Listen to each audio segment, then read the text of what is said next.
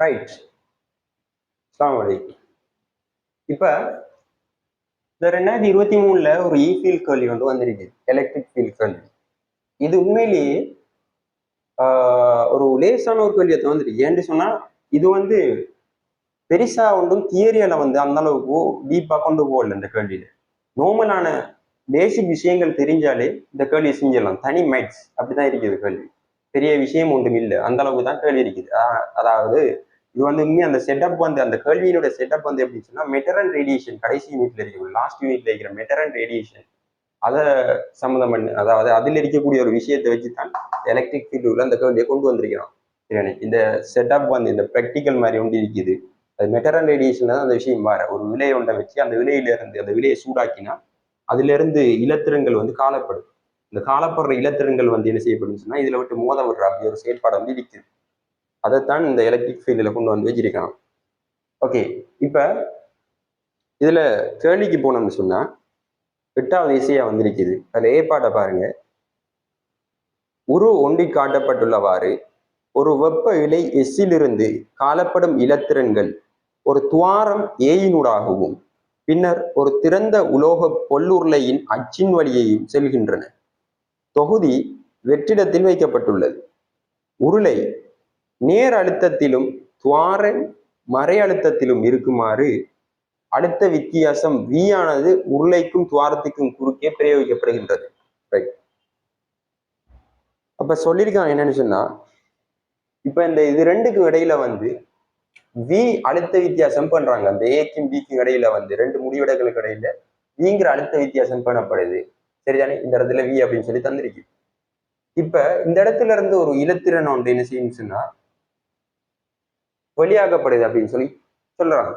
இப்ப ஒரு விஷயத்தை வழங்கணும் என்ன அப்படின்னு சொன்னால், இப்ப இந்த ரெண்டு முடிவிடங்களுக்கு இடையில இப்ப இது பிளஸ் இது மைனஸ் சொன்னா இது ரெண்டுக்கும் இடையில மின் புலங்கள் உருவாகும். சோ இந்த மின் புலத்திர திசை எங்கட பக்கம் இருக்கும் அப்படின்னு சொல்லி பார்த்தோம்னு சொன்னா பிளஸ்ல இருந்து மைனஸ் நோக்கி. அப்ப அதாவது இது பிளஸ் முடிவிடத்தோட தொடக்கப்பட்டிருக்கிறது, இது பிளஸ். இது மைனஸோட தொடக்கப்பட்டிருக்கிறதால இது மைனஸ். ஸோ பிளஸ்ல இருந்து மைனஸ் நோக்கி தான் எப்பொழுதும் ஒரு மின்புலத்தினுடைய திசை என்ன செய்யும் சொன்னா இருக்கும். ஸோ அந்த மின்புலத்தின திசை எப்பயும் பிளஸ்ல இருந்து மைனஸ் நோக்கி இருக்குதுன்னு சொன்னா அது மட்டும் இல்லை, அதாவது மின்புலத்தினுடைய திசை வழியே எப்பொழுதும் அழுத்தமும், அதாவது அழுத்தமும் குறைஞ்சிக்கிட்டே வரும். சரிதானே? அழுத்தமும் என்ன செய்யும் சொன்னா குறைஞ்சிக்கிட்டே வரும். இந்த இடத்துல இருக்கிற அழுத்தத்தை விட இந்த இடத்துல இருக்கிற அழுத்தம் குறைவா தான் இருக்கு. ரைட். ஓகே, இப்ப ஒரு விஷயம் தெரியணும் என்னன்னு சொன்னா, இப்ப இந்த இடத்துல விடப்படுறார் ஒரு இலத்திரன். சரிதானே? சோ இலத்திரன் சொல்றதால இப்ப ஒரு மின் புலத்தை பொறுத்த வரைக்கும் இதெல்லாம் பேசிக்காக தெரிஞ்ச விஷயம். ஒரு நேரேற்றத்தை வச்சோம் அப்படின்னு சொன்னால் அந்த நேரேற்றம் எப்பொழுதும் புலத்தினுடைய திசையிலேயே தான் செய்யும். மின் புலத்தின திசையிலேயே தான் அதான் செய்யும். அதே இது ஒரு மைனஸ் ஏற்றம், அதாவது மறையேற்றம் ஒன்றை வச்சோம்னு சொன்னா புலத்துக்கு எதிரான திசையில, புலத்திர திசை இங்காலன்னு சொன்னா புலத்திற்கு எதிரான திசையில தான் என்ன செய்யும் சொன்னா அந்த இலத்திரன் ஏற்றம் இருக்கு. சரி, அந்த இலத்திரன் அசைகிற திசை இருக்கு. சோ அதன் அடிப்படையில பார்த்தோம்னு சொன்னா இப்ப இந்த இலத்திரன் சொல்றது ஒரு மைனஸ் ஏற்றம் இல்லையா? சோ அந்த மைனஸ் ஏற்றம் இப்ப புலத்திர திசை இங்கால பக்கம் இருக்கிறதால இவர் எங்கால பக்கம் அசைய பார்ப்பாருன்னு சொன்னா எப்பொழுதும் இந்த திசையில தான் அசைய பார்ப்பார். ஏன்னா இவருக்கு இங்கால பக்கம் தான் ஒரு விசை அடைஞ்சிருக்கு. விளங்கிட்டா? அப்ப இந்த கன்செப்டை தான் நீங்க யூஸ் பண்ணிருக்கீங்க. இது வழங்கினாலே கேள்விகள் செஞ்சு கொண்டு போகக்கூடிய மாதிரி தான் இருக்கு. கேள்வியை பார்ப்போம். முதலாவது கேள்வி, துவாரம் ஏயினூடாக செல்லும் இலத்திரன்களின் வேகம் புறக்கணிக்கத்தக்கதெனின். அப்ப இந்த இடத்துல ஏயினூடாக போற இலத்திரன்கள வேகம் புறக்கணிக்க சொல்லிக்கு அப்படின்னா 0. எனின் உருளைக்கும் துவாரத்துக்கும் இடையே உள்ள இடைவெளியை கடந்த பின்னர் பியில் உள்ள இலத்திரன்களின் இயக்கப்பாட்டு சக்தி K1ற்கான ஒரு கோவையை V, இலத்திரன் ஏற்றம் E ஆகியவற்றின் சார்பில் எழுதுகன்னு சொல்லிக்க. ரைட். இப்ப முதலாவது கேள்விக்குரிய ஆன்சரை பார்த்தோம்னு சொன்னா, இப்ப நமக்கு தெரியும் இந்த இடத்துல இருந்து இந்த இடத்துக்கு, அதாவது ஏல இருந்து பிக்கு போறதுக்கு இந்த இலத்திரனால செய்யப்பட்ட வேலை அப்படின்னு சொல்றது, நீங்க ஒரு சமன்பாடு படிச்சிருக்கீங்க, W = VQ. W = VQ என்ற சமன்பாடு இருக்கு. அதாவது டபிள்யூன்னு சொல்றது ஏல இருந்து பிக்கு போகுதுன்னு சொன்னா ஏ டு பின்னு சொல்றது. இப்ப இந்த விங்கிறது அழுத்த வேறுபாடு. ஸோ இதை எழுதுறோம்னு சொன்னா v into b minus VA இல்லையா? ஏண்டா எப்பயும் அழுத்தம் குறைஞ்சிக்கிட்டு தான் வரும். ஸோ அழுத்தம் குறைஞ்ச இடத்துல இருந்து தான் கூட்டினதை கழிக்கிறேன். ஏண்டா இலத்திரனால ஏண்டா புலத்துக்கு எதிராக செய்யப்பட்ட வேலை எப்பொழுதும் பிளஸ். சரிதானே? ஸோ இலத்திரன் இந்த புலத்திர திசைக்கு எதிர் திசையில தான் இலத்திரன் அசைதுங்கிறதால ஸோ இங்க இலத்திரன் தான் புலத்தின் மீது வேலை செய்யும். ஸோ அப்ப அந்த வேலை எப்பொழுதும் பிளஸ் ஆகத்தான் இருக்கும். இப்ப உங்களுக்கு விளங்குற மாதிரி சொல்றேன்னு சொன்னால் ஒரு புலத்தினுடைய திசையில ஒரு பிளஸ் ஏற்றம் எப்பொழுதும் புலத்தினுடைய திசையில தான் அசையும். ஸோ அந்த திசையில அதுக்கு விசையடைச்சு அசைதுன்ற அர்த்தம் புலம் தான் வேலை செய்யுது, இலத்திரன் வேலை செய்யல. ஸோ அதனால செய்யப்படுற வேலை வந்து எப்பொழுதும் டபிள்யூ வந்து எப்படி இருக்கும்னு சொன்னா மைனஸா தான் இருக்கு.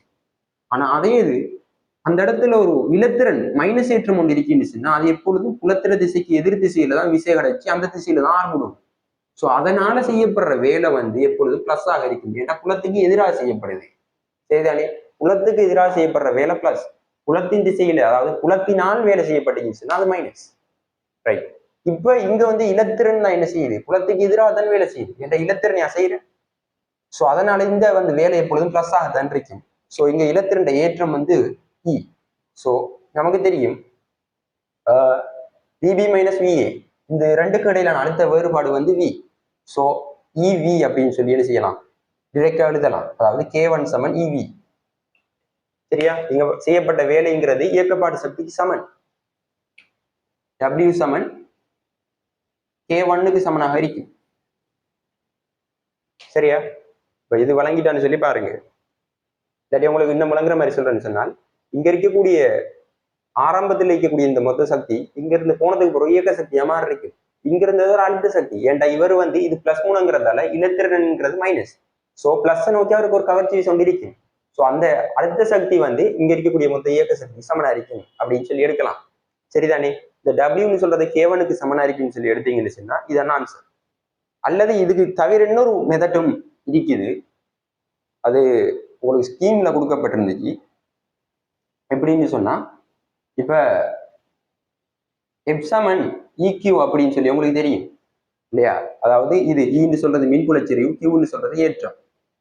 ஸோ இரண்டு புள்ளியேற்றங்களுக்கு இடையில செய்யப்பட்ட அதாவது தொழிற்படுற விசை வந்து எதுக்கு சமனாகின்னு சொன்னா ஒரு ஏற்றத்துல தொழிற்படுற விசை வந்து எதுக்கு சமம்? இக்யூக்கு சமனா இருக்கும்.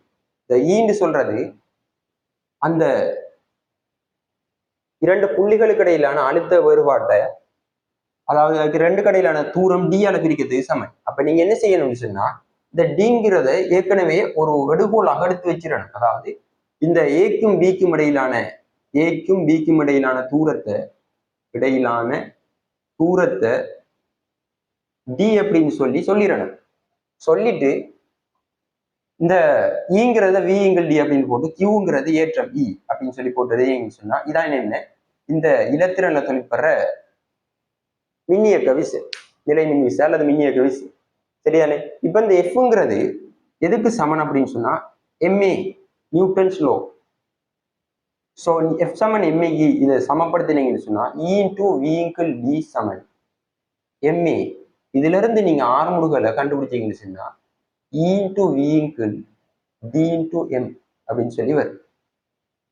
இதை ஆறுமுடுகள் தெரிஞ்சுக்கிட்டுன்னு சொன்னா இப்ப உங்களுக்கு ஒரு இயக்க சமன்பாடை யூஸ் பண்ண இயலும். அதாவது என்ன இயக்க சமன்பாடுன்னு சொன்னா இப்ப இங்க இருந்து ஏல இருந்து பிக்கு இலத்திரன் போறதுக்கு செல்ற நேரம் வந்து நமக்கு தெரியாது.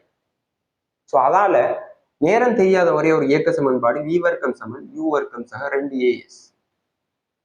ஸோ அப்படி என்ன இப்ப வி வர்க்கம்னு சொல்றது அங்க ஒரு கேள்வியில பாத்தீங்கன்னு சொன்ன வழங்கும் 2வது கேள்வியில தான் சொல்லியிருக்கிறது. இதிலிருந்து பியில் உள்ள இலத்திரன்களின் வேகம் V1க்கான ஒரு கோவையை அப்படின்னு சொல்லியிருக்காரு. ஸோ அந்த வேகத்தை நீங்க நேரத்துறையை V1 சொல்லி எடுத்தீங்கன்னு சொன்னா V1 வர்க்கம் சமன் ஆரம்பத்தில் இருக்கிற வேகம் 0 அங்க சொல்லியிருக்காரு. சரியா? அந்த வேகத்தை புறக்கணிக்க சொல்லியிருக்காரு. ஸோ அது 0 சக 2a ஆர்முடுகள் நமக்கு தெரியும் EV = dm இன்டூ இந்த தூரத்தை நம்ம டி அப்படின்னு சொல்லி எடுத்திருக்கோம். So D. ஸோ V1 சமன் என்னென்று வரும்? இந்த டி கேன்சல் ஆகிட்டா 2EV = m அப்படின்னு சொல்லி வரும். முழுவதின் வர்க்கம் மூலம் இது வழங்கிட்டா. ஸோ v1 நமக்கு தெரிஞ்சுக்கிறது வேகம். இப்ப வேகம் தெரியும்னு சொன்னா அடுத்தது ஆட்டோமேட்டிக்கா அவர் கேட்ட k1 இயக்க சக்தியை காணலாமா இல்லையா? ஸோ இயக்க சக்தி half mg1 வர்க்கம் அப்படின்னு சொல்லி வரும். ஸோ half m into v1க்கு பதிலாக நீங்க v1 வர்க்கம் தானே இங்க இருக்கு. ஸோ வர்க்கம் மூலத்தை எடுத்து போட்டு போடுங்க 2ev கீழ் m அப்படின்னு சொல்லி வரும். ஸோ ஆன்சர் இந்த m கேன்சல் ஆகி ரெண்டு கேன்சல் ஆனா ev அப்படின்னு சொல்லி வரும். k1 சமன் ev. ஸோ அந்த ஆன்சர் தான் இங்க வந்திருக்கு. ஸோ இது மெத்தட் பெரிசு, இது பேச எடுக்கக்கூடிய மெத்தட், சரிதானே? ஸோ இந்த மெத்தட்ல செய்ய போனீங்கன்னு சொன்னா நீங்க முதலாவது v1 காண வேண்டியவர், அது மட்டும் இல்லாம டிங்கிற எடுகோலும் எடுக்க வேண்டியவர், சரிதானே? பட் இப்படி செய்யாம இதை செஞ்சீங்கன்னு சொன்னா டிரெக்டா ஆன்சரை கொடுத்துட்டு இப்ப இங்க அவர் கேட்ட ஓர்டர்ல செய்ய போறீங்கன்னா இந்த மெத்தட் தான் சரி. சரி, என்ற ரெண்டாவது கேள்வியை தான் அவர் வந்து அங்க இயக்க சக்தியை கண்டு அதுக்கு பிறகு என்ன சொல்லியிருக்கார், v1க்கான கோவையை காண சொல்லியிருக்கார். ஸோ v1க்கான கோவையை காண்றேன்னு சொன்னா நமக்கு தெரியும் k1 சமன் இயக்க சக்திங்கிறது half m v வர்க்கம். ஸோ v1 எடுத்தீங்கன்னு சொன்னா அவர் v1 எடுக்க சொல்லியிருக்கார். ஸோ evங்கிறது half m into v1க்குரிய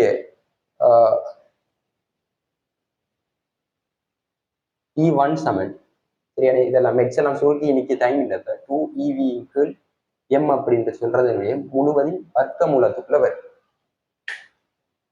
இல்லைங்கடா? ஸோ இப்படி அவர் சொன்ன ஓர்டர்ல ஆன்சர் எடுக்கலாம். அல்லது இதுக்கும் மார்க்ஸ் இருக்குது, பட் நீங்க எடுகோலாக டிங்கிறத சொல்லணும். அதே நேரம் முதலாவது நீங்க v1 தான், அதாவது அதனுடைய வேகத்தை தான் கண்டுபிடிக்க வேண்டி வரும். சரி, ஆறுமுடுகளை கண்டுபிடிச்சி வேகத்தை கண்டுபிடிச்சி அதுக்கு பிறகுதான் நீங்க இயக்க சக்திக்கு வருவீங்க, முதலாவது கேள்வியிட விடைக்கு வருவீங்க. பட் இதை அவர் ரெண்டாவது கேள்வியாக கேட்டிருக்கார், இதை நீங்க நேரத்தில் எடுத்துருவீங்க. Right, okay. அதில் கொஞ்சம் யோசிச்சு செய்ய வேண்டி வரும், சரியா?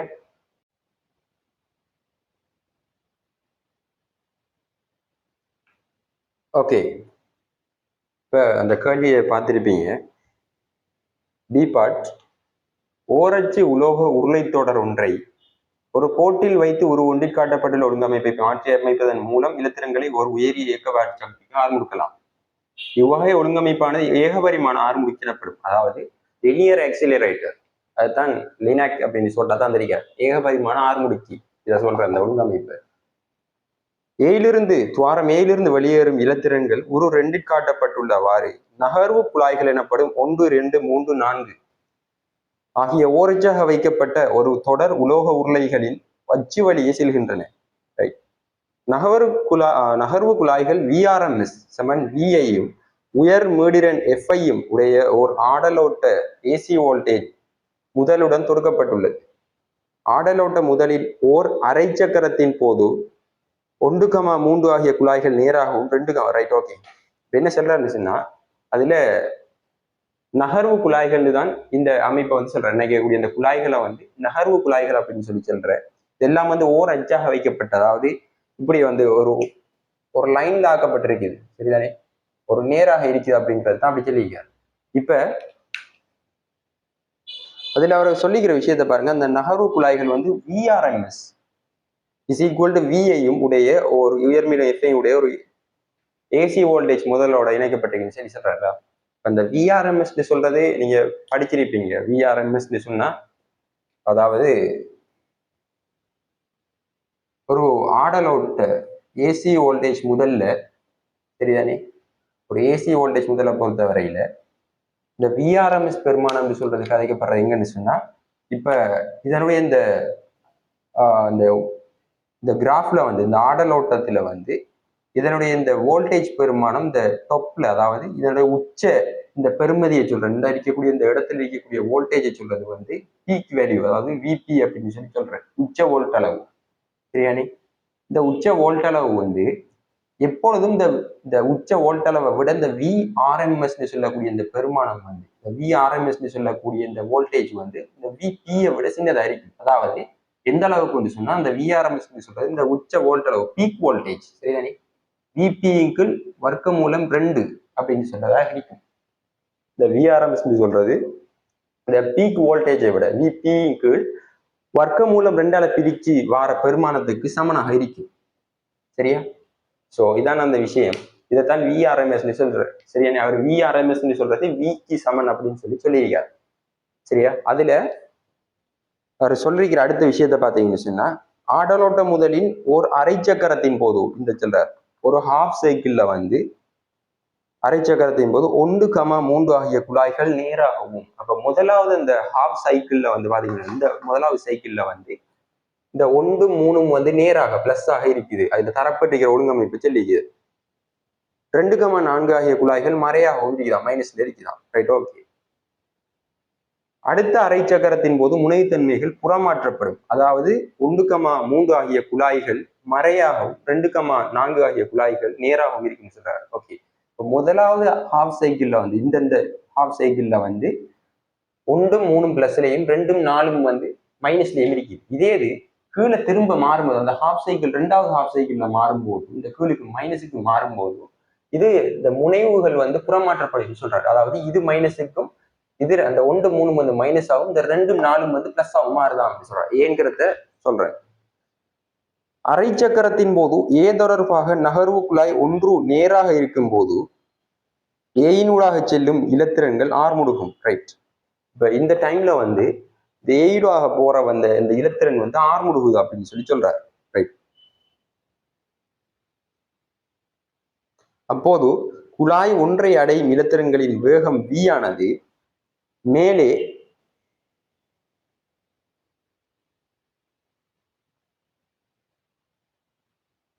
ஓகே V1 ஆனது மேலே A2 நீங்கள் எழுதிய கோவையினால் தரப்படும். ரைட், குழாய் ஒன்றிலிருந்து இலத்திரன்கள் வெளியே வரும்போது குழாய் ஒன்றின் அழுத்தம் மறையாகவும் குழாய் 2 அழுத்தம் நேராகவும் இருக்குமாறு குழாய் ஒன்றின் நீளம் வடிவமைக்கப்பட்டிருக்கும். ஓகே, ஆகவே 1,2 ஆகிய குழாய்களுக்கிடையே உள்ள இடைவெளியிலும் இலத்திரன்கள் மறுபடியும் ஆர்முடுக்கப்படும். ஓகே, இலத்திரன்கள் குழாய்களுக்கிடையே இடைவெளிகளில் ஆர்முடுகின்ற போதிலும் குழாய்கள் மாறாவர்களுடன் செல்கின்றன. ரைட், இப்ப முதலாவது வந்து இங்க இந்த ஏங்கிற இடத்திலிருந்து இலத்திரன் ஒன்று ஆர்முடுக்கப்பட்டு வருது, இதை நோக்கி இந்த ஏ நோக்கி வருது. அப்ப ஏ நோக்கி வரும்போது இதனுடைய வேகம் வந்து V1 இருக்குது. இதற்குள்ள வரக்கூடிய வேகம் V1 அப்படின்னு சொல்றாங்க. இந்த V1ஓட வாரது இதுக்குள்ள அப்படியே சீரான வேகத்தோட இயங்குது. இதுல வெளியால வரும்போது, அதாவது இந்த இடத்துல வரும்போது நம்ம முதலாவது செஞ்ச சமன்பாடு, முதலாவது கேள்விக்கு ஒரு ஆன்சர் பார்த்துருந்தோம். என்னது, அதாவது அதனுடைய வேகம் V1 என்று சொல்றது √2EV கீழ் M அப்படின்னு பார்த்துருந்தோம் இல்லையா? சோ இதுதான் அதுல வேகமாக இருக்கும் இந்த இடத்துல சொல்றாரு. அப்ப அதே வேகத்துல வந்து திரும்ப வெளியாகும் போது திரும்ப என்ன செய்தான்னு சொன்னா, இந்த 1, 2 வந்து என்ன செய்யுதுன்னு சொன்னால் பிளஸ் மைனஸ் இருக்கிறது, திரும்ப மைனஸ் பிளஸ் சமா இருக்கு. நான் என்ன சொல்றேன்னு சொன்னா, இப்ப முதலாவது தடவை இதுக்குள்ள வந்த உடனே இவர் இதுக்குள்ள வந்து சீரான வேகத்தோட இயங்குறார். இயங்கி சரியா அந்த இலத்திரன் இந்த 1ங்கிற நகர்வு குழாய, இந்த முதலாவது நகர்வு குழாய வெளியாகிற தருணத்துல இது வந்து மைனஸா மாறுதான், இது வந்து பிளஸ்ஸா மாறுதான். அதே மாதிரி இது மைனஸா மாறுது, இது பிளஸ்ஸா மாறுது அப்படின்னு சொல்றாரு. ரைட், இது 5 நடக்கிற விஷயம். அதே மாதிரி திரும்ப 2க்குள்ள வரும்போது இந்த ரெண்டாவது நகர்வு குழாய்கள் சீரா இயங்கி திரும்ப இதை விட்டு வெளியாகிற நேரத்துல திரும்ப மறுபடியும் புறமாற்றப்படுது. அதாவது எப்படி, திரும்ப பிளஸ் ஆகும், திரும்ப இது மைனஸ் ஆகும், திரும்ப இது பிளஸ் ஆகும், திரும்ப இது மைனஸ் ஆகும் மாறுது.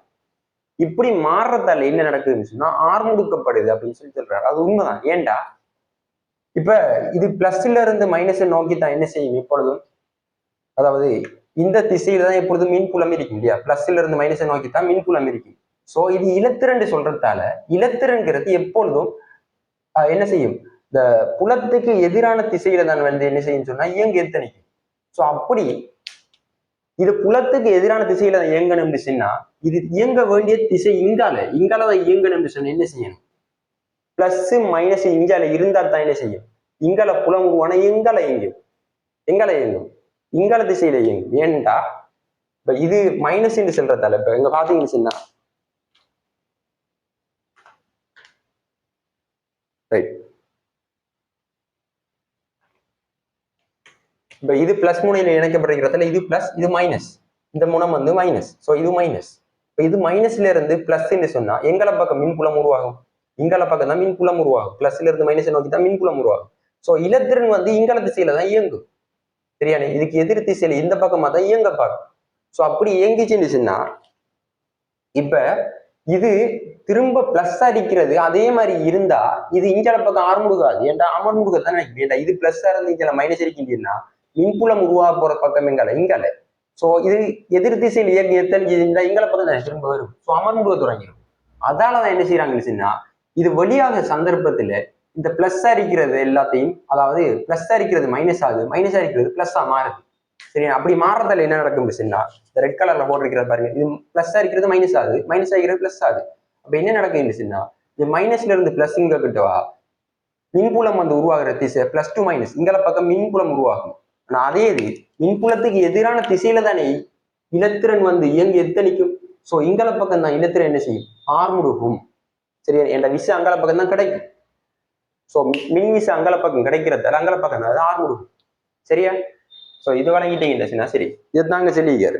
அதாலதான் என்ன செய்யறான்னு சொன்னா அது வெளியாகிற சந்தர்ப்பத்துல அந்த குழாயினோட நகர்வு குழாய்க்குள்ளால போய் அந்த டைம்ல அது வெளியாகிற சந்தர்ப்பத்துல வந்து என்ன செய்யுதுன்னா அந்த முனைகள் வந்து புறமாற்றப்படுது. பிளஸ் ஆகிக்கிறது மைனஸ் ஆகுது, மைனஸ் ஆகிக்கிறது பிளஸ் ஆகுது. சரியானே, இப்படி ஒவ்வொரு நகர்வு குழாய்க்குள்ளேயும் போகக்கூட்டவா இந்த வேலை தான் நடக்குது. ரைட், அதான் அவர் சொல்லிக்காரு. இப்ப இதை கொண்டு முதலாவது கேள்வி போனோம்னு சொன்னா குழாய்களின் உள்ளே இலத்திரங்கள் மாறா வேகங்களுடன் செல்வதற்கான காரணம் யாருன்னு சொல்லி கேட்டேன். ரைட், இப்ப பி பாட்ல முதலாவது கேள்வி, இந்த குழாய்க்குள்ளால சீரான வேகத்தோட போகுது என்ன, ஏன் அப்படி சொன்ன? இப்ப குழாய்க்குள்ளால சீரான வேகத்தோட போகுதுக்கு காரணம் என்ன? ஏனென்றா இப்ப இந்த குழாய்கள் எல்லாமே வந்து ஒரு முடிவிடத்தோடு இணைக்கப்பட்டிருக்கு. அதாவது இப்ப முதலாவது சந்தர்ப்பத்துல வந்து இது எல்லாமே பிளஸ் இருக்குது, 1 3 பிளஸ் இருக்குது, 2 4 மைனஸ் இருக்குது. ஓமா இல்லையா? ஆனா இந்த குழாயில் முழுக்க ஒரே ஏற்றம் தானே இருக்கு. குழாய் முழுக்க பிளஸ் தான் இருக்கு, இந்த குழாய் முழுக்க மைனஸ் தான் இருக்கு, இந்த குழாய் முழுக்க பிளஸ் தான் இருக்கு, இந்த குழாய் முழுக்க மைனஸ் தான் இருக்கு. சரியா, அப்ப குழாய்கள் முழுக்க ஒரே ஏற்றம் தான் இருக்கு. அடுத்தடுத்த குழாய்களுக்குள்ள ஏற்ற மாதிரி கிடக்கு, ஆனா ஒரு குழாய்க்குள்ளே ஃபுல்லா ஒரே ஏற்றம் தான் இருக்கு. அதனால இப்ப ஏற்றங்கள் வந்து எப்படி இருக்குன்னு சொன்னா ஒரே ஏற்றம் ஆகிறதால இதுக்குள்ள அழுத்த வேறுபாடு எப்படின்னு சொன்னா 0 இருக்கு. அதாவது அழுத்த வித்தியாசம் வந்து அழுத்த வித்தியாசம் 0 அல்லது அழுத்த வேறுபாடு 0. இதனால இதுகளுக்குள்ள வந்து என்ன உருவாகுதுன்னு சொன்னால் அழுத்த வேறுபாடு 0 சொன்னா என்ன செய்யாது, இலத்திரன் அசைய மாட்டது. ஏன்டா மின்புலம் வந்து உருவாகாது. சரியானே, மின்புலம் ஒன்று உருவாகத்தால இது என்ன செய்யாண்டா ஒரு புறவிசை ஒன்று இதில் கிடைக்காது, அசைகிறதுக்கு ஒரு புறவிசை கிடைக்காது. ஸோ அதால சீரான வேகத்துறை வழங்குது. என்ன சொல்றேன் விளங்குதா? இப்ப விசௌண்டு கிடைக்கலன்னு சொன்னா ஒரு துணிக்க இயங்குதுண்டா, ஒரு துணிக்க இயங்கணும்னு சொன்னா ஆர்முடுகணும்னு சொன்னா அதுக்கு கட்டாயம் ஒரு விசை கிடைக்கணும். விசை கிடைக்கலன்னா ஆர்முடுகாது. ஆனா அது தொடர்ந்து என்ன வேகத்தோட இயங்கிச்சோ அதே வேகத்தோட சீரான வேகத்தோட இயங்கும். இதான் நியூட்டன் ஃபர்ஸ்ட் லா தான் சொல்லுது. ஒரு பொருள் ஒரு குறித்த ஒரு புறவிச தொழிற்படலைன்னு சொன்னா ஒரு பொருள் ஓய்வில் இருக்கக்கூடிய பொருள் ஓய்விலே இருக்கும், தொடர்ச்சியாக இயங்குற பொருள் அந்த சீரான வேகத்தோட கண்டினியூஸா இயங்கிட்டே இருக்கும். சரியானே, அதுதான் என்ன செல்லுது இங்க செல்லுது. ஆனா புறவிச ஒன்று தொழிற்படும் இருந்தா அந்த பொருள் வேகத்தை அதிகரிக்கும், ஆரம்புக தொடங்கும். பட் இங்க வந்து அழுத்த வேறுபாடு வந்து இல்லைன்னு சொன்னா அங்க நிலை மின் அதாவது மின்புலம் உருவாகாது, மின்விசை கோடுகள் உருவாகுது. மின்புலம் உருவாகலன்னு சொன்னா எப்படி ஆரம்புகிறேன் இல்லையே. சோ நகர்வு குழாய்களுக்குள்ள வந்து மின்புலம் உருவாகலன்னு சொன்னா என்ன செய்யாது, அதாவது ஆர்முடுகாது, சீரான வேகத்தோட இயங்கும். சரியா, இதானது மாறா வேகத்தோட இயங்குறது காரணம். சரியானே, அழுத்த வித்தியாசம் 0 சொன்னாலும் சரிதான், அல்லது நீங்க வேற காரணமும் கொடுக்கலாம். உங்களோட ஸ்கீம்ல எப்படி இருக்குன்னு சொல்லி தெரியா, இந்த ஸ்கீம்ல வந்து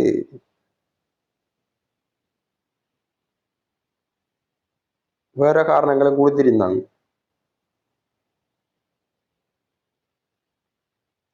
ரைட், ஓகே. ஸ்கீம்ல வந்து ஒரு உலோக குழாயின் தேரிய ஏற்றம் குழாயின் மேற்பரப்பில் காணப்படும் அப்படின்னு அதுவும் சரிதான். ஒரு குழாயினுடைய மேற்பரப்புல தான் என்ன செய்யும் சொன்னால் அதனுடைய தேரிய ஏற்றம் வந்து காணப்படும். ஸோ உள்பரப்புல இல்லை அப்படின்னு சொன்னா அதால என்ன செய்யாது, தேரிய ஏற்றம் ஏற்றுக்கு தான் இருக்கு, உள்ளுக்கு இல்லைன்னு சொன்னா உள்ளுக்கு இயங்குறதுக்கு என்ன தேவை, ஏற்றம் இருந்தா தான் மின் புலம் உருவாகும். ஸோ ஒன்றும் இல்லை, ஸோ அதால என்ன செய்யாது, இது ஆர்முடுகாது. சரியானே, அப்படி ஒரு ஆன்சரும் கொடுத்திருக்காங்க. சமாளித்த மேற்பரப்புன்னு சொல்லி கொடுத்துருக்காங்க. சமாளித்த மேற்பரப்புன்னு சொன்னாலும் எங்க சமாளித்த மேற்பரப்பு அழுத்த வேறுபாடு 0.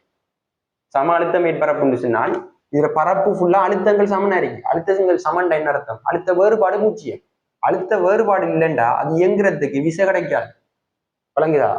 அதாவது அது இயங்குறதுக்குரிய விசை கிடைக்காது. ஸோ சீரான வேகத்துடைய இயங்கிட்டு போகும். ரைட், இதெல்லாம் தெரிஞ்ச விஷயங்கள். ஸோ இதான் அதுக்குரிய ஆன்சர். அடுத்த கேள்வியை பார்த்தோம்னு சொன்னா, இரண்டாவது கேள்வி, குழாய் 2 அடையும் இலத்திரங்களின் வேகம் V2க்கான ஒரு கோவையை V1 சார்பில் பெறுகின்றது கேட்டீங்க. குழாய் 2 அடையும் இலத்திரங்களின் வேகம் V2க்கான கோவை. சரி, ஓகே. இப்ப இதை விட்டு வெளியாகுது. வெளியானா இதை அடையும் போது இதுல வேகம் வந்து V2 அப்படின்னு சொல்லி சொல்றாங்க. இந்த குழாய் 2 அடையக்கிட்டோ இதுல வேகம் V2வா. ஸோ இதுல வேகம் V2வா இருந்தா அதை V1 சார்புல வந்து கேட்டிருக்காரு. இப்ப இது எப்படி காண்ற அப்படின்னு சொல்லி பாத்தீங்கன்னா, இப்ப இங்க இருந்து இங்க போறதுக்கான சக்தி கண்டம்னு சொன்னா வேலை முடியுது, அவ்வளவுதான். எப்படி இப்ப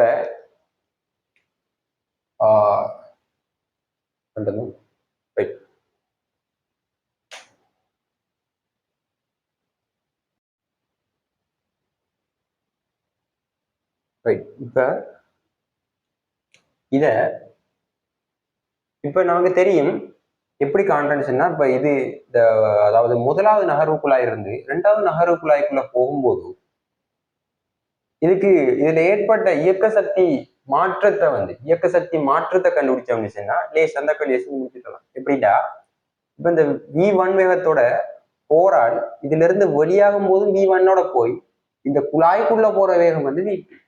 அப்ப இங்க இருக்கிற இயக்கப்பாட்டு சக்தியில இருந்து இங்க இருக்கிற இயக்கப்பாட்டு சக்தியை கழிச்சா வாரது, அதாவது இந்த இயக்க சக்தி மாற்றம் சொல்றது வந்து எதுக்கு சமனாரிக்க வேண்டாம்.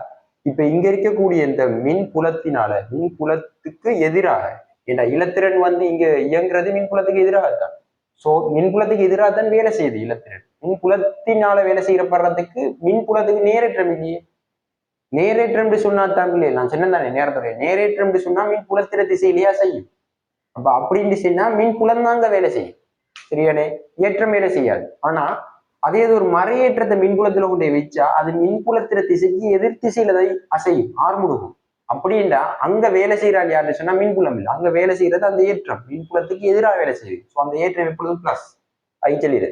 ஸோ இங்க இயக்க சக்தி மாற்றம்னு சொல்றது இங்க அந்த மின்புலத்துக்கு எதிராக இலத்திரனால செய்யப்பட்ட வேலைக்கு சமமா இருக்கும். ஸோ மின்புலத்திற்கு எதிராக செய்யப்பட்ட வேலை ரைட். என்னன்னு சொன்னா, இப்ப இந்த இயக்க சக்தி மாற்றம் இங்க ½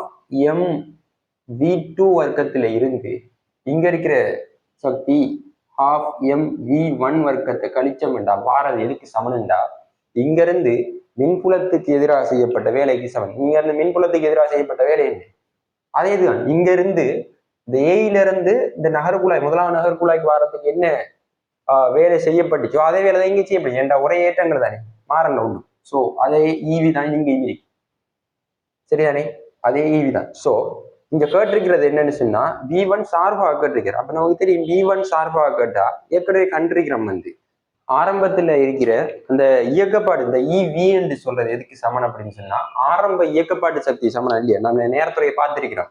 என்னது அந்த K1 அப்படின்னு சொல்றது ஆரம்ப இயக்கப்பாட்டு சக்தி. இங்க இருக்கக்கூடிய அந்த V1 வேகத்துக்குரிய இயக்கப்பாட்டு சக்தி அது ½mv1 வர்க்கமா இல்லையா.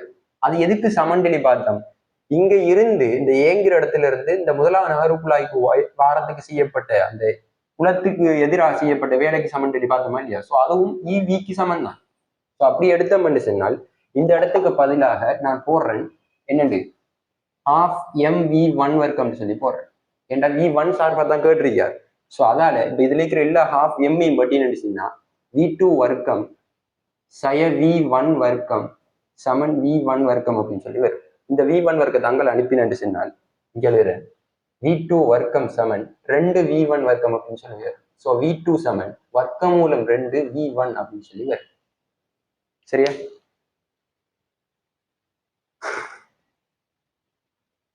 இங்க விளங்காதாக்குங்களே, இது விளங்காதாக்கும் நஞ்சடையும். ஸோ இதுக்கு ஆன்சர் என்னன்னு சொன்னால் இதை எங்க எழுதுறேன். ஸோ V2 சமன் வர்க்கமூலம் 2V1 அப்படின்னு சொல்லி வரும். சரியா, இதை சுருக்கி எடுத்தீங்கன்னா அடுத்த கேள்வியை பார்த்தோம்னா குழாய் 2 அடையும் இலத்திரன்களின் இயக்கப்பாட்டு சக்தி கேட்டுவுக்கான ஒரு கோவையை இ கமா வி ஆகியவற்றின் சார்பில் எழுதுக அப்படின்னு சொல்லி இருக்குது. ரைட். இப்ப செய்யறதுக்கு இடம் போதா இவடத்துல எழுது. சரியா? இதுக்குரிய ஆன்சரை பாருங்க. K2 பத்தி கேட்டீங்க. சரிதானே? K2 அதாவது இந்த இடத்துல V2 இயக்கப்பாட்டு சக்தி, இரண்டாவது நகரு குழாயில் இருக்கக்கூடிய இயக்கப்பாட்டு சக்தி என்னன்னு கேட்டார், ½ m into V2 வர்க்கம். ஸோ V2 நமக்கு தெரியும் இந்த இருக்குது, V1 சார்புல தானே கேட்டிருக்குது. ஸோ V1 சார்பாக தான் கேட்டிருக்கல, V சார்பாக கேட்டிருக்குதுன்னு, சாரி E, V சார்பாக கேட்டிருக்குது. Right, okay. அப்போ ½ mv வர்க்கத்துக்கு பதிலாக என்ன இது, m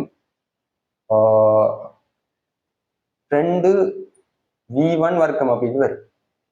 ஸோ இந்த ரெண்டும் கேன்சல் ஆனா m into V1 வர்க்கத்தை நம்ம என்ன எழுதலாம், V1 வர்க்கத்தை என்ன எழுதலாம், இந்த வர்க்க மூலத்தை எடுத்து போட்டு 2EV m அப்படின்னு சொல்லி எழுதலாம். ஸோ டிரெக்ட் ஆன்சர் 2EV வரும். இது இப்படி எடுக்க வேண்டிய அவசியம் ஒன்று இல்லை K2க்கு. என்னன்னு சொன்னா டிரெக்டாவே பார்த்துடலாம். அதாவது இப்போ முதலாவது இங்கிருந்து இங்க வாரத்துக்கு அதாவது வேலை செய்யப்பட்ட புலத்துக்கு எதிராக செய்யப்பட்ட வேலை ஈவி ஏண்டா அதே ஈவி தான் இங்கே எடுத்திருக்க போகுது. ஸோ மொத்தமாக இயக்கப்பாட்டு சக்தி என்று சொன்னால் 2 தடவை கூட்டி ஈவின்னு சொல்லி போட்டீங்கன்னா 2EV டிரெக்டாவே போட்டலாம். சரியா? அப்ப அதுக்கு இப்படி செய்யறதுக்கு மார்க்ஸ் ஒன்றுதான், அப்படி செஞ்சாலும் மார்க்ஸ் ஒன்றுதான். ரைட். அடுத்த கேள்வியை பார்ப்போம். இவ்வாறே குழாய் 2 இலத்திரங்கள் வெளியே வரும்போது குழாய் 2 அழுத்தம் நேரிலிருந்து மறையாகும். ஸோ இந்த 2 இலத்திரன் வெளியாகிற அந்த சந்தர்ப்பத்துல, இப்ப 2 விட்டு வெளியாகிற சந்தர்ப்பத்துல இப்ப இங்க வெறும் பிளஸ்ஸா இருக்கிறார், பிளஸ்ஸா இருக்கிறால் திரும்ப மைனஸா மாறுறாராம்.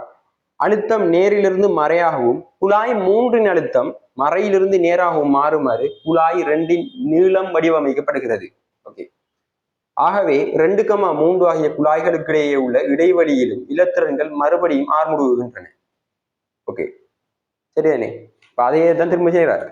என்னண்டா இப்ப இது பிளஸ்ஸா இருந்து இது மைனஸாவே இருந்துச்சுண்டா இப்ப வெளியாக கிட்டவா இதே மாதிரி இருந்துச்சுண்டா வெளியாகாது. ஏண்டா இங்க இருந்து இங்க மின்புலம் உருவாகும், பிளஸ்ல இருந்து மைனஸ்ல மின்புலம் உருவாகும். பட் இலத்திரன்றதால அவர் எதிர் திசையில் ஆர்முடுவ தொடங்குவார். ஸோ அப்படி செய்யாம இருக்கிறதுக்காகத்தான் இப்ப திரும்ப என்ன செய்யுது, இதுல முனைகள் எல்லாம் புறமாற்றப்படுது, திரும்ப இது மைனஸ் ஆகும் பிளஸ் ஆகும் மாறுது. ரைட். இப்ப முதலாவது கேள்வி என்ன கேட்டிருக்கார் அப்படின்னு சொல்லி பார்த்தோம்டா, இது தேவைப்படும், நான் இதை ஒரு சைட்ல எழுதி வச்சுக்கிறேன். சரியா? ஓகே.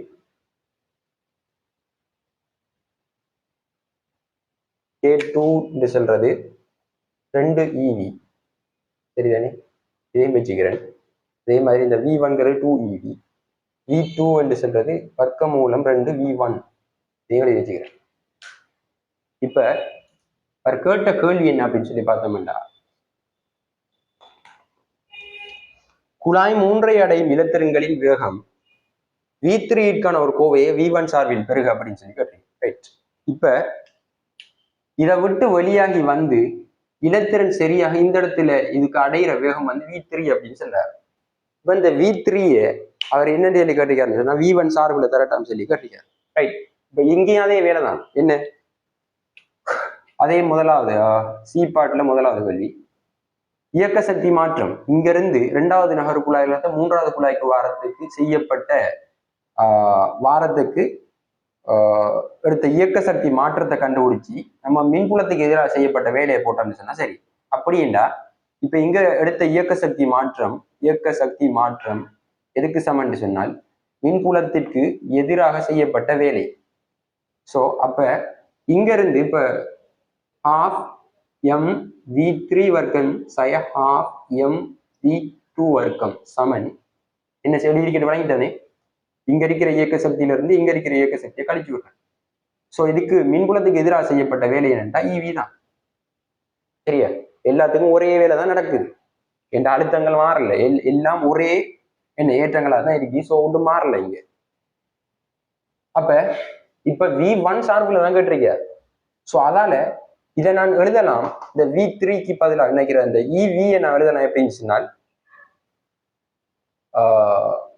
ஓகே முதல்ல இது செய்வோமே half mv3 வர்க்கம் செய்ய mv2 நான் எழுதுறேன் என்னன்னு சொன்னால் நினைக்கிற வர்க்கம் மூலம் 2 ஒன்றிங்கள் 2 இன்டூ v2 வர்க்கம் மூலம் 2 v1 மாத்தினு சொன்னா இது v2 வர்க்கம் சொல்லக்கிட்டவா 2 v1 என்று வரும் சரியா v1 வர்க்கம் என்று வரும் சரி இப்ப ev சொல்றத என்னென்று எழுதலாம் half mv1 வர்க்கம் என்று எழுதலாம் ரைட் இப்ப எல்லாம் v1க்கு மாத்த போறோம் எல்லாத்தையும் half m வெட்டி விட்டோம்னு சொன்னா இருக்கிறது v3 வர்க்கம் சய 2 v1 வர்க்கம் v1 வர்க்கம் இப்ப v3 வர்க்கம் சமன் இந்த ரெண்டு இங்கல வந்தா 3 v1 வர்க்கம் v3 சமன் வர்க்கமூலம் 3 v1 அப்படின்னு சொல்லி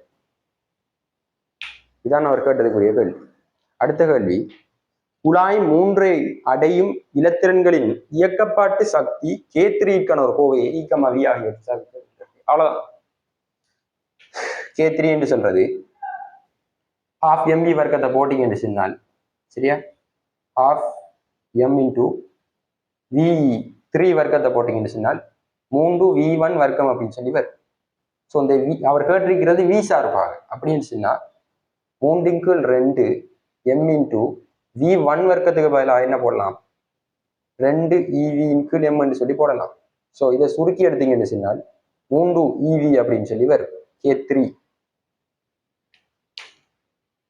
ரைட் அடுத்த கேள்வி n எண்ணிக்கையான குழாய்கள் இருப்பின் எண்ணாவது குழாயிலிருந்து வெளியேறும் இலத்திரன்களின் இயக்கப்பாட்டு சக்தி K எண்ணிற்கான ஒரு கோவையை மேலே A1 B3 C2 ஆகியவற்றின் விடைகளை பார்த்து அல்லது வேறு விதமாக எழுது பார்த்தால் விளங்குது A1 என்ன கேட்டிருக்கு ஓகே A1 என்ன விடை வந்துச்சுன்னு சொன்னால் பாருங்க A1க்குரிய விடை இதுதான் EV K1 சமன் EV சரியா K2 சமன் என்ன விட வருது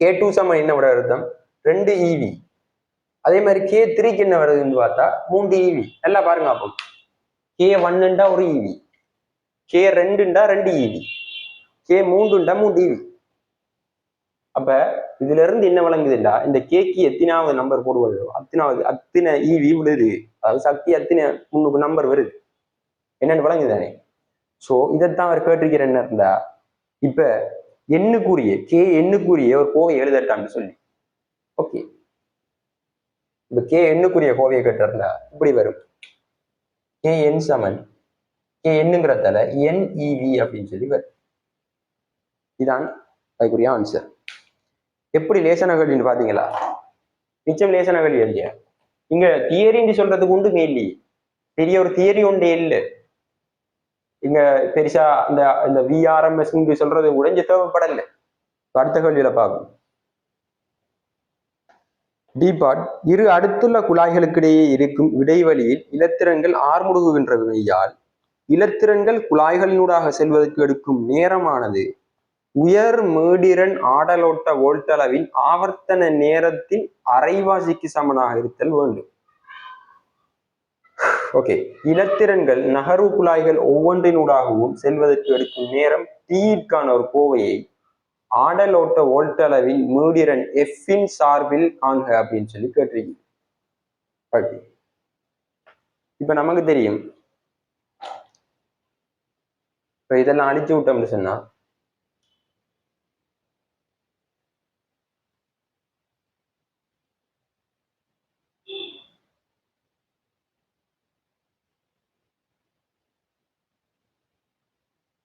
சரியா இப்ப பார்த்தோம்னு சொன்னா வழங்கும்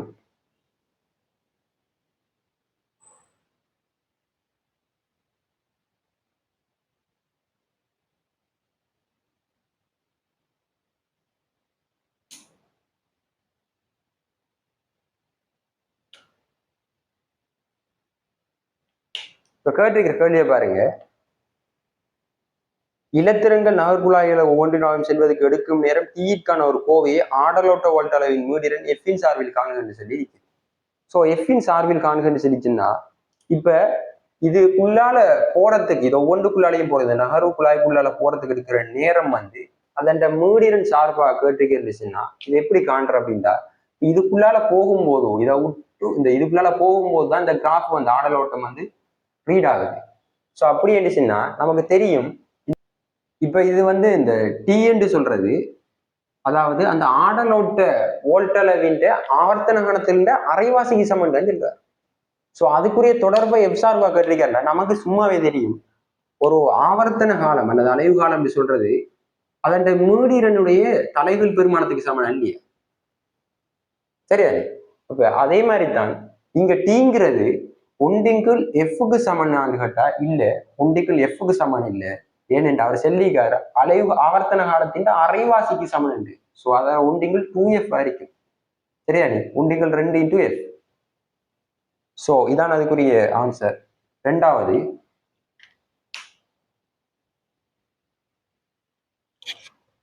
இதிலிருந்து எண்ணாவது குழாயின் நீளம் ln ஆனது ln சமன் இனால் தரப்படும் என காட்டுக அப்படின்னு சொல்லி ஒரு தொடர்பை காட்ட சொல்லிக்க. இப்ப ஒரு விஷயத்தை நம்ம வழங்கணும். இப்ப இந்த குழாய்கள் எல்லாத்தையும் பார்த்தீங்கன்னா 1 2 3 4 ஒவ்வொரு குழாய்கள் போயிட்டே இருக்குது. ஆனா ஒவ்வொரு குழாயோட நீளத்தையும் பார்த்தீங்கன்னா நீளம் வித்தியாசப்படுது. படத்துல பார்த்தாலே வழங்குது இல்லையா? ஏனெண்டா இந்த குழாயோட நீளத்தை விட இந்த குழாய் நீளம் பெருசு, இதை விட இதுல பெருசு, இதை விட இதுல பெருசு, அப்படி போயிட்டே இருக்கு. அப்ப இப்படி போற குழாயில ஒரு தொடர் குழாயில எண்ணாவது குழாய்ன்னு சொல்லி ஒன்று இருந்துச்சுண்டா அதுல நீளத்துக்கான தொடர்பு என்னன்னு சொல்லி கேட்டீங்க. இப்ப நமக்கு தெரியும் இப்ப ஒரு விஷயத்தை நம்ம கட்டாயம் வழங்கணும் என்னன்னு சொன்னா இப்ப இதுல ஒவ்வொரு குழாயோட நீளத்தையும் கூட்டுறதுக்கு காரணம் என்ன அப்படின்னு சொன்னா அதுல ஒரு விஷயத்தை நம்ம கட்டாயம் வழங்கிக்கொள்ளணும். முக்கியமான ஒரு விஷயம் ஒன்றில் சொல்லியிருக்கிறார் அவரு. அந்த குழாயோட நீளங்கள் வடிவமைக்கப்பட்டிருக்கின்ற ஒரு வசனம் அதுல யூஸ் பண்ணியிருந்தார். என்ன காரணம் என்னச்சுன்னா இப்ப இந்த பாத்தீங்கன்னா விளங்குது இந்த இலத்திரன் இந்த குழாயினூடாக வரும்போது முதலாவது குழாயில சேரும் போது அதோட வேகம் v1. சரியானே? v1. அதே இது ரெண்டாவது குழாய சேரும் போதோ அதுல வேகம் இலத்திரண்ட வேகம் v2. அதாவது இந்த வேகம் v1 விட இந்த v2ங்கிற வேகம் எப்படி இருக்கு? பெருசா இருக்கு. v1ங்கிறத விட இந்த v2ங்கிறது வர்க்கமூலம் 2 v1 இருக்குது. அதாவது v1 போல வர்க்கமூலம் 2 மடங்கு இல்லை, அதிகமா இருக்கு. அதே மாதிரி இந்த v2 விட v3 வேகம் கூட. ஏன் இந்த v3 சொல்றது எப்படி இருக்குது? v3ங்கிறது எங்க இல்லையா? v3 சொல்றது வர்க்கமூலம் v3 சொல்றது வர்க்கமூலம் 3v1 பார்த்தோமா இல்லையா? சோ அது வர்க்கமூலம் 3v1 என்ன? வர்க்கமூலம் 2v1 பெருசு தானே. சோ இதை விட இது பெருசு. இப்ப பார்த்தோம்னா வேகம் படிப்படியா ஒவ்வொரு குழாய்க்குள்ளேயும் போக என்ன செய்யுதுன்னா வேகம் கூடுது. வேகம் கூடுதுண்டா இப்ப யோசிச்சு பாருங்க. இப்ப முதலாவது குழாயிட அதே சைஸ்ல தான் இந்த எல்லா குழாயும் இருக்குது வேண்டா, எல்லா குழாயும் ஒரே சைஸ்ல தான் இருக்குதுண்டா. இப்ப வேகம் படிப்படியா கூடிட்டே போகுது. அப்படின்டா எல்லாம் ஒரே சைஸ்ல குழாய் எல்லாம் ஒரே சைஸ்ல இருக்கின்றா இது போகக்கிட்ட எடுக்கிற நேரம் குறைஞ்சிட்டே போகுமா இல்லையா? முதலாவது குழாய்க்கு அதாவது இந்த முதலாவது குழாய வெளியாகும் போது எடுக்கிற நேரம், இந்த குழாயை தாண்டறதுக்கு எடுக்கிற நேரம் அதே ரெண்டாவது குழாய்க்கு போகும்போது இருக்குமா? இல்லை. ஏன்னா அதுல வேகம் என்ன செய்யுது? அதிகரிக்குது. ஸோ வேகம் அதிகரிக்குதுண்டா ரெண்டாவது குழாயை தாண்டறதுக்கு எடுக்கிற நேரம் இன்னும் குறையும். திரும்ப அதை விட v3 மூணாவது குழாய்க்கு போகும்போது இன்னும் வேகம் கொடுக்குது. அப்ப மூணாவது குழாயை தாண்டும் போது என்ன செய்யும்? எடுக்கிற நேரம் இன்னும் குறையும். அப்ப குழாயெல்லாம் ஒரே சைஸ்ல வச்சா இந்த குழாயை தாண்டறதுக்கு எடுக்கிற நேரம் குறைஞ்சிட்டே போகும். ஸோ இங்க இந்த வரைக்குள்ள இந்த ஆடலோட்ட வோல்டேஜ்ல என்ன செய்யும்? போய் வார எடுக்கிற டைம் வேறுபடும். ஸோ அந்த டைமை பேலன்ஸ் பண்றதுக்காக வேண்டித்தான் இந்த நீளத்தை கூட்டிகிட்டே வராங்க. ஏன் நீளத்தை கூட்டினா என்ன செய்யும்? இப்ப முதலாவது குழாயை விட ரெண்டாவது குழாய் நீளம் இருக்கின்றா இதுல வேகம் கூடினாலும் இதை எடுக்கிறதுக்கு வார டைமை என்ன செய்யும்? குறைக்க வேண்டிய நீளத்தை கூட்டினா என்ன செய்யும்? தூரம் கூடும். இது தாண்டறதுக்கு எடுக்கிற தூரம் கூடும் தானே. அப்ப டைம் இன்னும் கொஞ்சம் என்ன செய்யும்? அதிகரிக்கும். அப்ப அதாவது டைமை பேலன்ஸ் பண்றதுக்கு இதுக்கு எடுக்கிற டைமையும் இதுக்கு எடுக்கிற டைமையும் இதுக்கு எடுக்கிற டைமையும் இதுக்கு எடுக்கிற டைம் எல்லா டைமையும் பேலன்ஸ் பண்றதுக்காக தான் நீளத்தை கூட்டிக்கிட்டே போறாங்க. சொல்லுங்க. ஸோ அதான் இங்க இருக்கிற விஷயம். ஸோ இப்படியே போயிட்டு இருக்கும் போதும் எண்ணாவது குழாயில் கொண்டு வந்தா அந்த ln என்று சொல்லக்கூடிய அந்த குழாயோட நீளம் என்னையா இருக்குன்னு கேட்க வழங்குது. இப்ப இந்த இடத்துல இந்த குழாய்க்குள்ள இந்த இலத்திரன் வந்து சீரான வேகத்தோட தானே இயங்குது. அப்ப சீரான வேகத்தோட இயங்கு என்ன நமக்கு தெரிஞ்ச ஒரு வாய்ப்பாடு என்ன, ஒரு இயக்க சமன்பாடு எஸ் சமன் யூடின்னு சொல்றது தெரியும் தானே. ஸோ அதை இங்க யூஸ் பண்ண சொன்னா சரி, எல்என் சமன் இங்க விஎன் இன்டூ டி, நேரம் தெரியும் டீன்னு சொல்றேன். டீங்கிறது என்ன, 1/2f, நான் இவரத்தை எழுதுறேன் சரியா, இன்டூ விஎன். இங்க பாருங்க, நல்லா பாருங்க, விஎன்னுக்கான கோவை எப்படி இருக்கு, விஎன்னுக்கான கோவை என்ன, v1க்கான கோவை என்ன இருக்குது. ஸோ v1க்கான கோவை இதுண்டா விஎன்னுக்கான கோவை எப்படி வரும், v1க்கான கோவை எப்படி வரும் பாருங்க, இப்படி வருமா இல்லையா, வர்க்க மூலம் சரியா, கொஞ்சம் சரி ஓகே பரவாயில்லை.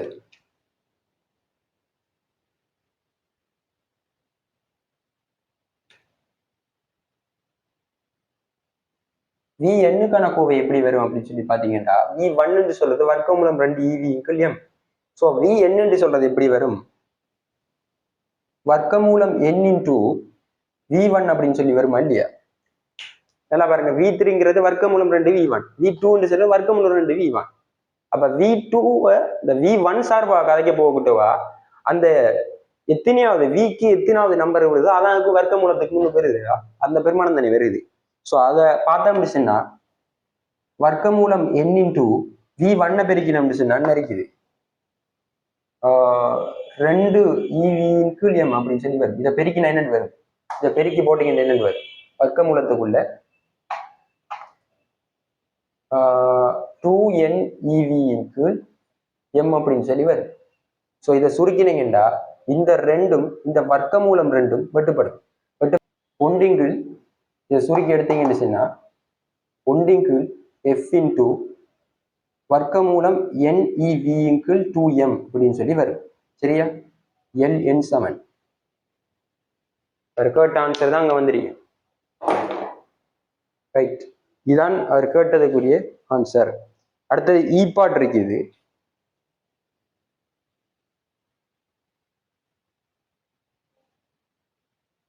இப்ப பாத்தீங்கன்னா வழங்கும் ஈபாட் கேள்வி, மருத்துவ ஏகபரிமாண ஆர்முடுக்கி அதாவது மெடிக்கல் இனாக்ட் ஆனது புற்றுநோய் நோயாளிகளின் வெளிக்கற்றை கதிர்ப்பு சிகிச்சைகளுக்காக பெரும்பாலும் பயன்படுத்தப்படும் ஒரு சாதனமாகும். ஓகே, உயர் சக்தி எக்ஸ் கதிர்களை உண்டாக்குவதற்கு ஆர்முடுக்கப்பட்ட இலத்திரன் தங்குதன் போன்ற ஒரு பாரமான உலோக இலக்குடன் மோதமாறு விடப்படும். உயர் சக்தி எக்ஸ் கதிர்கள் புற்றுநோய் களங்களை அழிப்பதற்கு பயன்படுத்தப்படுகின்றன. ஒரு மருத்துவ லினக்கிலிருந்து வெளியே வரும் ஆர்முடுக்கிய இலத்திரன்களின் இயக்கப்பாட்டு சக்தி 10 மெகா எலக்ட்ரான் வோல்டேஜ் ஆகும். காணப்படும் எக்ஸ் கதிர்களின் குறைந்தபட்ச அலைநீளத்தை துணிக. குறைந்தபட்ச அலைநீளம். ஓகே, இப்ப பார்த்தோம்னா வழங்குது அவர் செலிக்கிற. இப்ப இந்த கேள்வியை பார்த்த உடனே சில யோசிக்கலாம், பட் விஷயம் ஒன்றுமே இல்லை, சும்மா வழங்குது. அதான் சலிக்கிற பாருங்க, பிராக்கெட்டுக்கு எச்சி சமன் அதுக்குரிய பெருமானத்தை தந்திருக்கார். ஓகே, இன்னும் லேசா போயிடுது. என்னன்னு சொன்னா இப்ப பாருங்கன்னு சொன்னா இ சமன் ஹெச்எஃப், இந்த வாய்ப்பாடு எல்லாருக்கும் தெரியும். என்ன எஃப்ன்னு சொல்றது பிளங்கின் ஹெச்ன்னு சொல்றது பிளங்கின் மாறிலி, எஃப்ன்னு சொல்றது மூடிறேன். ஸோ இதை வச்சு தான் இந்த சமன்பாட்டையை தந்திருக்காரு. ஸோ அதுக்கு பயன்படுத்துற மொத்த சக்தி என்ன அப்படின்னு சொன்னா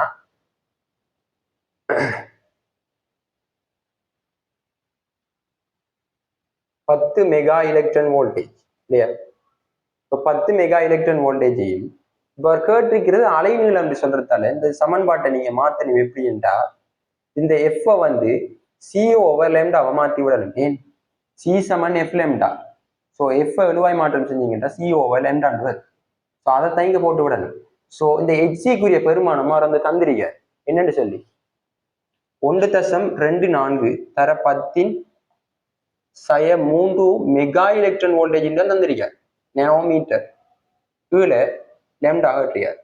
இப்போ லெம்டாவை காண்றது சொன்னா லெம்டாவை மேலே அனுப்பி இதை கீழே அனுப்பினீங்கன்னு சொன்னா என்னென்று வரும், மெகா எலக்ட்ரான் வோல்டேஜ் எல்லாம் கேன்சல் ஆயிரும். ஸோ ஆன்சர் நேனோமீட்டர்ல வரும். 1.24 தர 10⁻⁴ நேனோமீட்டர்னு வரும். ஸோ இதான் கேட்டதுக்குரிய ஆன்சர். இப்போ எவ்வளவு சிம்பிளான விஷயம் விளங்குதா, கேள்வி எவ்வளவு சிம்பிள் விளங்குதா. இங்க நமக்கு இந்த தந்திருக்கிற விஷயம் ஒன்றும் தேவையே இல்லை, அதை பத்தி ஒன்றும் யோசிக்க தேவையில்லை. ஜஸ்ட் ஈசமன் ஹெச்எஃப் சமன்பாடு ஹெச்ஓஎல் எம்தாங்கிறது தெரிஞ்சாக்கான ஆன்சர் போட்டுடலாம். வேற ஒன்றுமே அங்க பிரயோகிக்கப்படலை. இதுக்கு முதல்ல வந்த கேள்வி அப்படித்தான். இப்போ முதல் இருக்கிற கேள்வி எல்லாத்தையும் பாத்தீங்கன்னு சொன்னா அங்க தியரின்னு சொல்லி பெருசா ஒன்றே யூஸ் பண்ணல இல்லையா. சாதாரணமா சும்மா ஒன்றுமே விலங்கல்ல இருந்தா கூட சும்மா கூட செஞ்சிடலாம், அந்த அளவுக்கு இருக்கு கேள்வி. ஸோ மிச்சம் லேசான கேள்வி தான் இது, சரிதானே? ஓகே, அதை ஒழுங்கா பிரச்சனை அந்த விஷயங்களை கொஞ்சம் விளங்கி எடுத்திருந்தோம்னா சரி. அந்த குழாய்கள் ரெண்டுகளை மாற்றுறது காரணம் என்ன, இதெல்லாம் கொஞ்சம் விளங்கி இருந்தோம்னு சொன்னா லேசா இருக்கும். அதுல அந்த VRMS சொல்ற பத்தி கொஞ்சம் செல்லணும். என்னடா அந்த VRMS பெருமானம் சொல்றது நான் அதை முழுமையா கூட செல்லல. இப்ப இந்த VRMS அப்படின்னு சொல்றது என்னென்றால் இதனை ஒரு ஆடல் ஓட்ட ஓல்ட்டளவை பொறுத்த வரைக்கும் அது இப்படி மேலுங்களுமா ஆடித்தான் போகும் இல்லையா. ஸோ இதுல இந்த RMS சொல்றது என்னென்றால் சும்மா மேலோட்டமா சொல்றேன். இப்ப இதனுடைய இந்த கிராஃப்ல இந்த ஆடலோட்ட ஓல்ட்டளவுல இதை ஒவ்வொன்றும் ஒவ்வொரு சைக்கிள் ஒவ்வொரு சக்கரம், சரியா? அதான் அங்க சொல்லிக்கிற சக்கரம்னு சொல்லி. இப்ப அந்த குழாய்கள்ல நகர்வு குழாய்கள்ல சரிதானே, இந்த நகர்வு குழாய்கள்ல இந்த குறிகள் அதாவது முனைகள் மாற்றப்பட்டு கொண்டே இருக்கிறது. பிளஸ் மைனஸ் பிளஸ் ஆகுது, திரும்ப மைனஸ் பிளஸ் மைனஸ் ஆகுது. இப்படி மாறுறதுக்கு காரணம் என்னட்டா, இப்ப இதுக்குள்ள முதலாவது சுழற்சியில இந்த இது நடக்குது, பிளஸ் நடக்குது, சரியா? முதலாவது சுழற்சியில இந்த பிளஸ் சக்கரம் இதுக்குரிய சக்கரம் தான் நடக்குது. அதாவது இதுக்குள்ள இந்த இலத்திரன் துணிக்கி இதுக்குள்ள அப்படியே வெளியாகிற சந்தர்ப்பத்துல என்ன செய்துச்சுன்னா திரும்ப மைனஸ் இது மாறுது. அதால இங்க பிளஸ் மைனஸ் இருக்கிறது திரும்ப மைனஸ் பிளஸ் மைனஸ் இது மாறுது. திரும்ப அடுத்த சக்கரம் திரும்ப பிளஸ்ஸா மாறும்போது திரும்ப மறுபடியும் பிளஸ் மைனஸ் பிளஸ் பழைய நிலைமைக்கு ஆகுது. இதுதான் நீங்க நடக்கிற விஷயம். ஸோ அதைத்தான் அந்த இடத்துல சொல்லியிருக்கார். அதுல இந்த VRMS பெருமானம் சொல்றது என்னன்னு சொன்னால், நான் சின்னதுதான் VRMS பெருமானம் சொல்றது என்னென்றால் இந்த பீக் வோல்டேஜ் VP வர்க்கமூலம் 2 இருக்கு.